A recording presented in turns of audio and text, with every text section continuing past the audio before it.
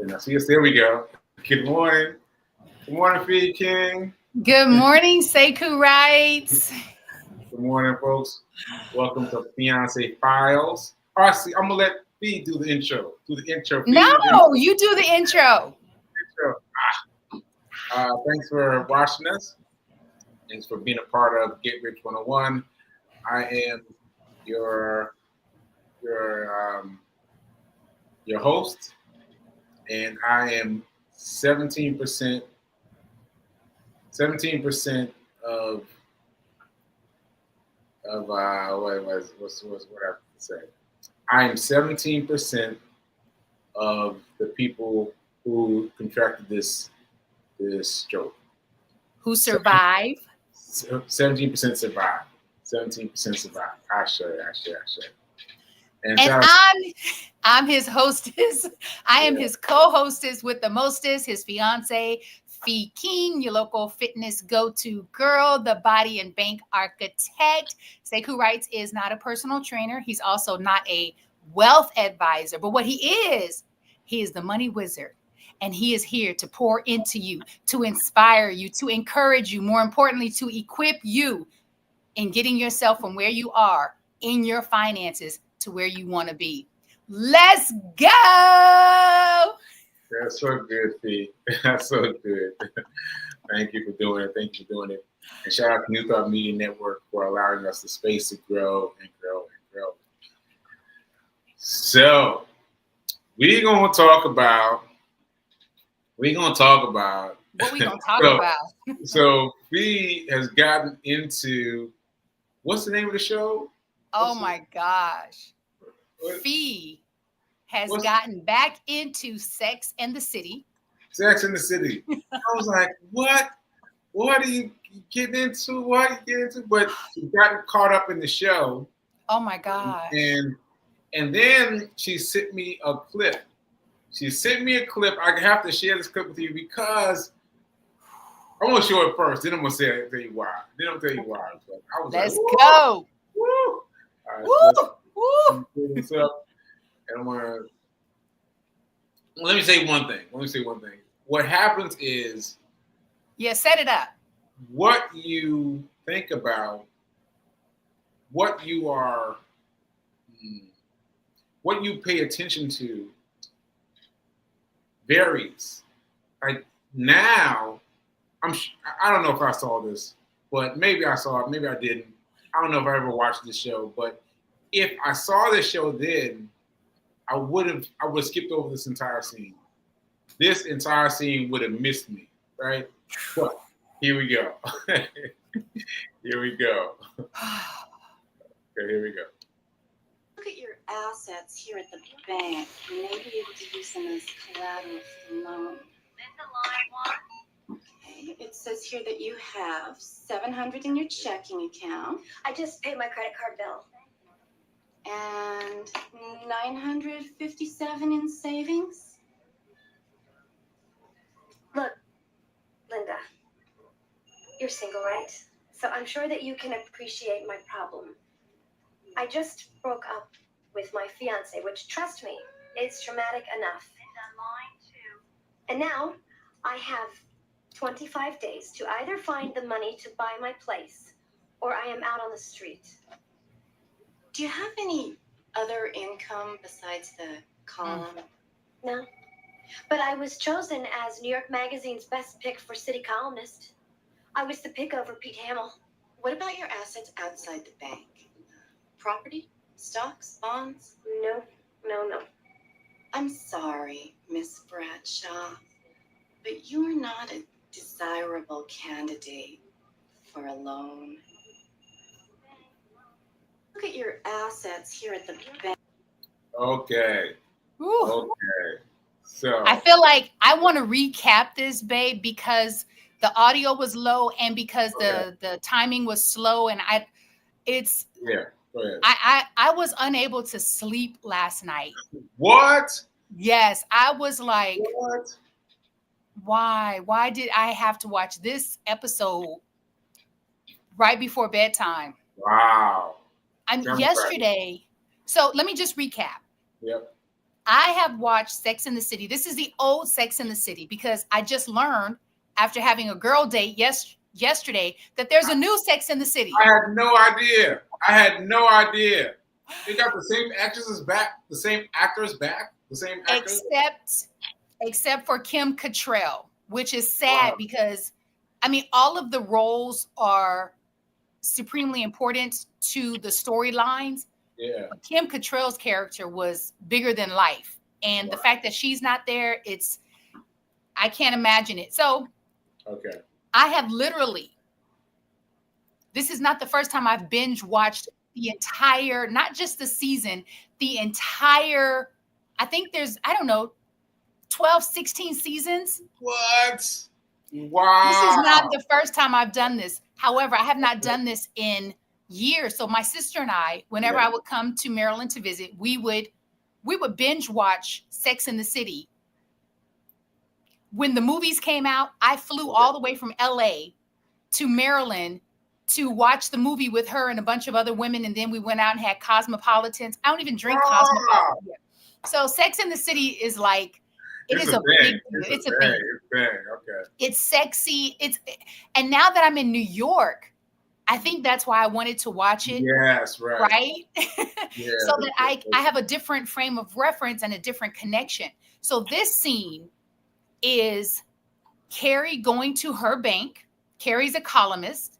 She's fabulous. She dresses well. She buys expensive shoes. They go out to eat as a group of women just about several times a week. Sometimes it's breakfast. Sometimes it's brunch. They party. From the outside looking in, it would appear that everything's great.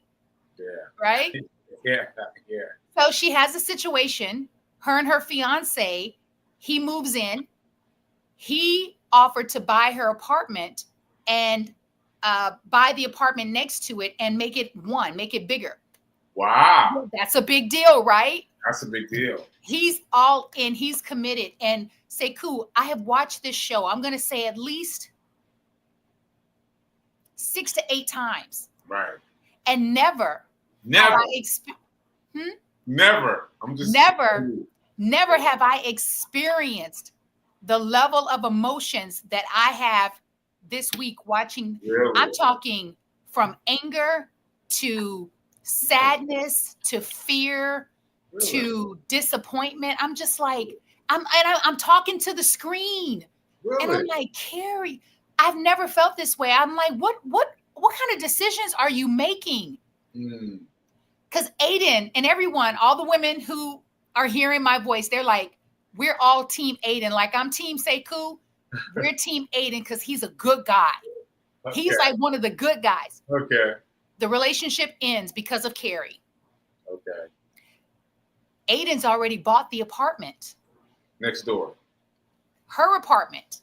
And the one next door. And the one next door. Wow. He moves out. He leaves her a letter.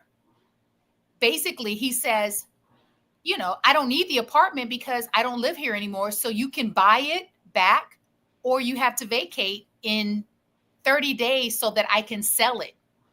Wow. And he's not being mean. Or her friend who's an attorney said, this is very fair. This is like, you know, he can't lose money. Yes. What struck me as interesting, and I look at my own life, and I'm sure other people can as well, is out of all of the lunches, the brunches, the parties, the traveling, they've never had a conversation about money. Wow. And this is, I'll let you know what season we're in. We're years in to their relationship, not months. We are years in. Right. Her friends are all homeowners, except for Carrie. Wow. And so I think what I got so many things from this episode. The main thing, what kept sticking out for me is, and there's another scene. I think I sent you the clip. I'm not for sure. No, I didn't because my camera's full because I was just going. I was like, oh, she got upset with one of her friends who inherited an apartment through a marriage and then a divorce. And all of Carrie's other friends offered. They said, I'll loan you the money. She ended up getting a $30,000 check from one of her previous wealthy boyfriends. And they were like, no, I'll loan you the money. We'll help you. And I was like, okay, these are the kind of friends I like. But her one friend who has the most money because she inherited was like, she just completely checked out. So Carrie was upset. She was like, I don't even want it. I wouldn't even accept it. But she went to her house. She said, why didn't you even offer to help me? And her friend said, money in friendship does not go well. And she told a story about her father and a friend. And Carrie said, but I'm not your father and you're not the friend. Like we have history. Mm-hmm. And then Charlotte said, your money problems are not my problem. You're a grown woman. Woo! Wow. And so many things came up. And what came up for me, and I'm sure with you might be able to relate to this, Sekou. No one ever taught Carrie about money. No. And so it's funny you talk about this coming from being raised on different sides of the railroad tracks, you and I, but yet and still, we didn't get taught nothing about money. Neither one. Nothing about money. And now one of the characters, Kim Cattrall's character, her name is Samantha. Samantha is a successful publicist in New York. She bought an apartment in the Meat District. Samantha's character grew up poor. She talks about it a lot. Like she grew up poor. She's been working since she was a teenager, unlike the other women. But yet, because of the circles that she runs in, we assume, because we don't know, the show doesn't tell us, we can only assume. Right. Someone at some point got a hold of her and has taught her some things about money. But Carrie's an artist, right? She's a columnist. She has a lot of perks, but those perks haven't been monetized at this point in the show. But it looks good because she gets invited to parties. She gets invited to walk the runway, and then they give her the clothes. She loves that. They give her the designer shoes. I'll give you all kinds of stuff. One time for Christmas, I gave away all my piles of things that I've been accumulated from being a member of the press. So go ahead. Go ahead. And so I would really like to watch this episode with you so that we can come back and have a different conversation.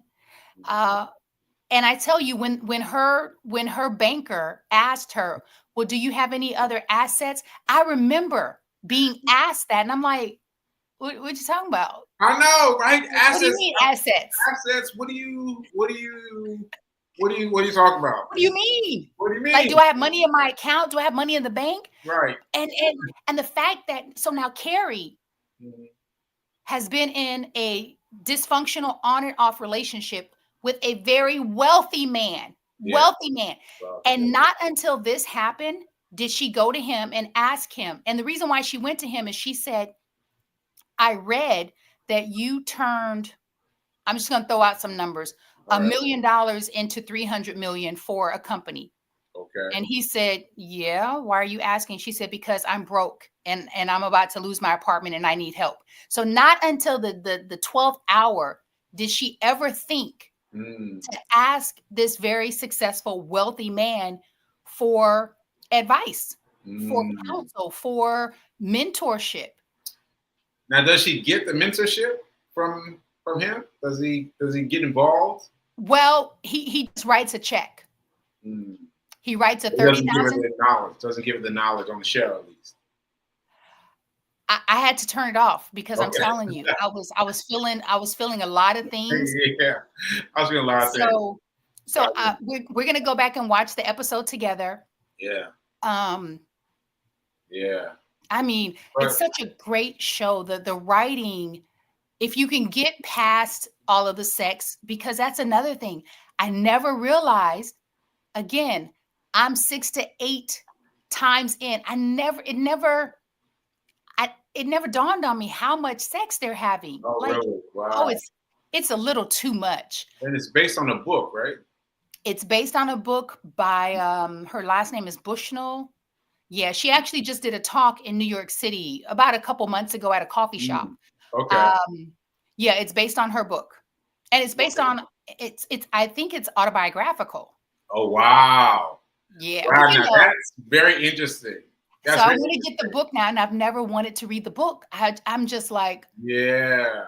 and I also, I know I'm so excited. Let me calm down. I also, as I'm thinking about telling my own stories in a different way, in a different genre, I started to look at the show differently. So each episode, each scene, I would calculate how long the scene is until the next scene starts.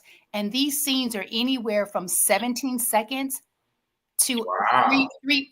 The longest scene thus far has only been 3 minutes and like 28 seconds. Wow, brief. Very brief. But the show moves, and the show is so interesting, and the writing is so it's still relevant 20 years later. It is still relevant. Wow. Yeah. That's really great. Yeah. That's really great. Yeah, and so what I was what flipped the switch for me in watching this clip last night when you sent it to me was the thing that she said, that her banker said about assets. So if you couldn't hear it, she asked Carrie for her assets. And then she started listing things off: property, stocks, bonds. And she's like, no. I was like, wow. So that struck me, because if I had seen this show before, I would have just been like, yeah, I wouldn't have even reacted to that scene. That's how disjointed I was from it. I would have been just. I think go past me. I think it's you. I don't think you were disjointed. You're not a disjointed kind of person. You were just disconnected from it. Disconnected. Yeah. And so now I'm aware of assets. Anytime someone says asset, I'm like, what? What'd you say? What'd you say? Like, anytime someone says assets, I pay attention. And what I thought was interesting was she listed three. Mm-hmm. And I'm just playing in one of those sandboxes. The stocks, I'm playing with, bonds, and property. I'm playing in one, right? And so there's lots of opportunity. I think maybe having those three things might have, if I'd been aware, might have been like too much. But knowing that you can get with one of those assets and build on that asset and build on that asset and build on that asset, and you can change the game, like that's incredible to know that you can get just one of those things. And yes, I would like to remind you, because you don't talk about this and give yourself enough credit, that there was a time, Sekou writes, there was a time, for those of you who are watching Get Rich 101, that Sekou writes had one of those assets. Oh yeah. Property. You owned a whole apartment building. A whole building. 10 units. Like, that was my second real estate purchase. So I think that is huge. The other thing that we don't think about when it comes to assets, because it comes up in the show. It comes up in the show maybe one scene after this, and it's really powerful. Yeah. It's so powerful because we don't think about jewelry and art as an asset, and jewelry and art is an asset. Nice. And so something happens with jewelry that is going to become the catalyst for Carrie, for her character. And I tell you, she's going so hard for this apartment. There's another thing that happens, because now she's panicked, right? And I've been there. I so can relate. And I never thought I could relate to these women like in real life. Yeah, right. I was like, it's a fun show. It's sexy. I'm even paying attention to shoes, and I've never looked at their shoes in this show ever. I was like, what is happening to me? Right. So I'm watching her look for an apartment in New York City. And this speaks to the time because the apartment that she lives in is rent control. Okay. And it's not even a cute apartment. It's just real basic. And oh my gosh, I don't know if you remember Sekou, but we were somewhere and it was the brownstone that they filmed the show, her apartment. Her apartment? The one Her apartment. Oh, Yeah, really? yeah. So it's a basic 1 bedroom. There's nothing outstanding. There's not even an exposed brick wall. I was like, y'all could have given her an exposed brick wall. You love your exposed brick. I love, like, I'm still holding a space for an exposed brick wall. This apartment does not have that. So her rent, guess how much her rent is? How much it is? I don't know. Just guess. $5,000.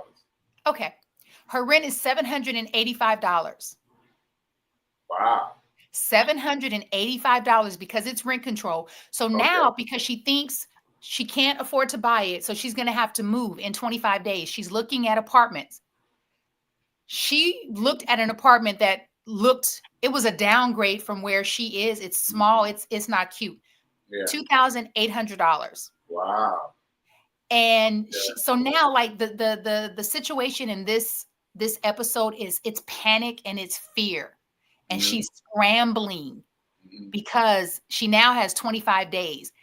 Right. And she says to her friends, they're like, well, why don't you just buy the apartment? Right? Because that's what people do. They make assumptions. Right. Based on how you present yourself. Right. Why she's on a bus. Like, she has a whole layout on a New York City bus. She is Carrie Bradshaw, the columnist. Like, when I say she's on a bus, physically, she's on a bus. Okay. So one would think she's got it made. Her friends are saying, well, why don't you just buy the apartment? And she says, because it's New York City. Like, no one buys. This is a renter city. And her friends say, well, I own. Her other friend says, I own my apartment too. Her other friend says, yeah, me too.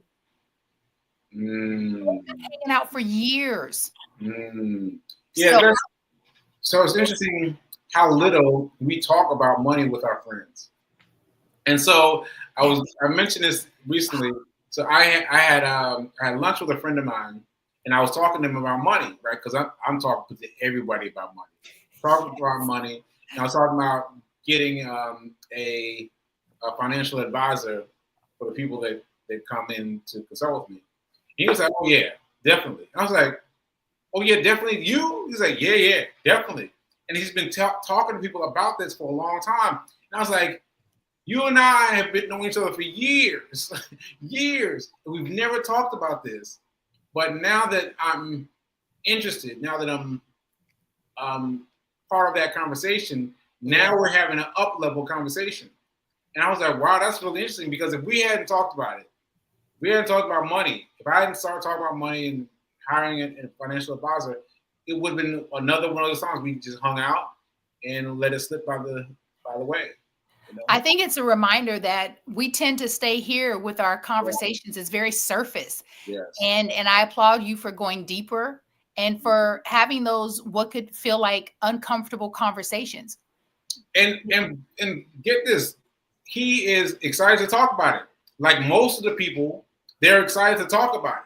Like everybody you talk to is excited to talk about it. No one's like, no, I'm not it's because we've been programmed, like literally programmed to believe that we're not supposed to talk about religion, politics, and money. And we've subscribed to it. And so we're all falling in line like, okay, this is inappropriate. You know, we're not supposed to have these conversations. That comes up in the show as well. You know, we don't talk about money. It's like, but you're talking about like everything else that, you know, deaths have happened. in the relationships. A parent has transitioned. Relationships have ended. People have gotten pregnant, lost kids. I'm like, you can talk about that, but you can't talk about money. Yeah. So I feel like something else happened. Can I share this with you? Because we only have 3. Okay.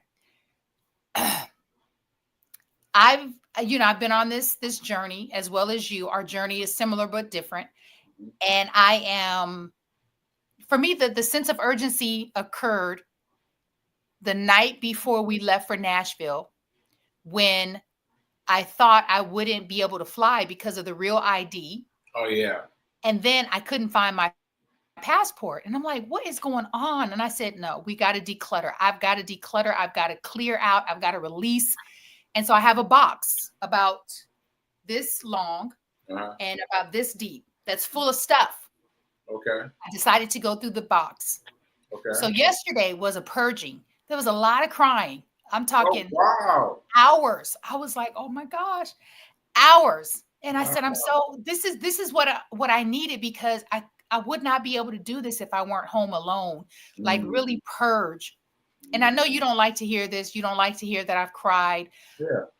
It was necessary crying. And it wasn't just about one thing. It was about 3 different things. But I found something.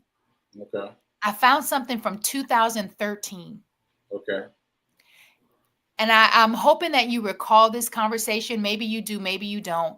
I was telling you about the mastermind group and Bob Proctor. Do you remember? Do you recall that? That's okay. You know, I'm a big fan of Bob Proctor. Yeah, big fan, huge fan. And I've shared this publicly, that it's when I started really doing the work with Bob Proctor that my life at that time began to really transform, not change, transform. And I found the notes from my mastermind class. It was 6 weeks. Okay. You recall me telling you about that? No. Okay. And so I just want to read one thing to you from my notes. Now, Sekou, since 2013, I have lived in Orlando, LA, Bowie, Baltimore, New York. Wow. And I have not seen these. I was like, where were these in all those moves? Right. So this is what I wrote. I want to get to what's the most important, because it's pages and pages and pages of notes. Okay. So,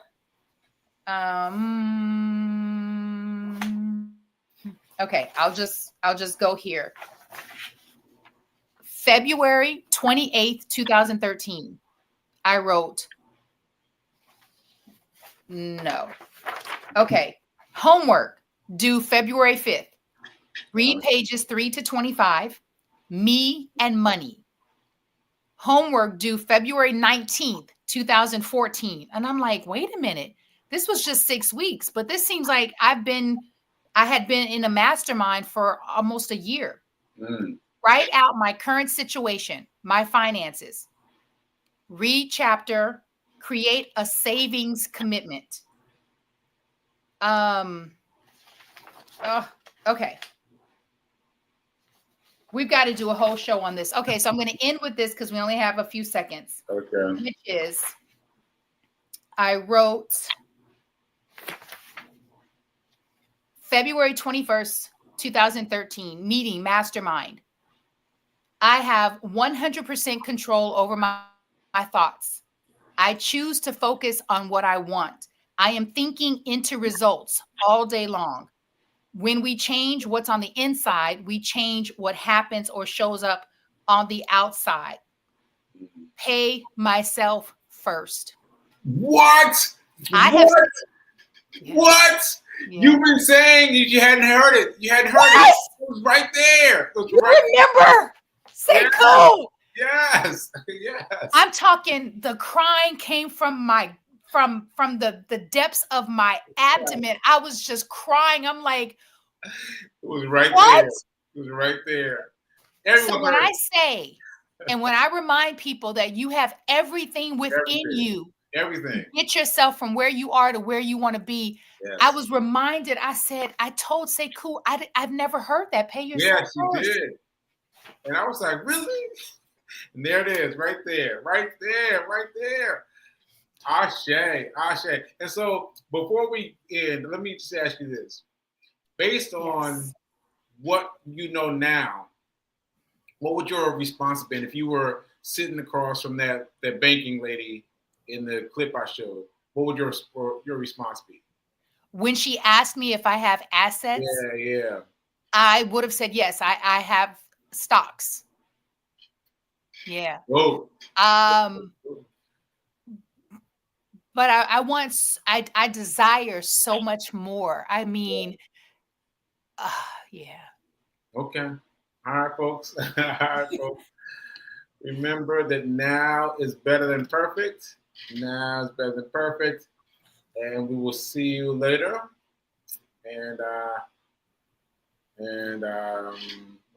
Where'd you go? Lean the wrong way.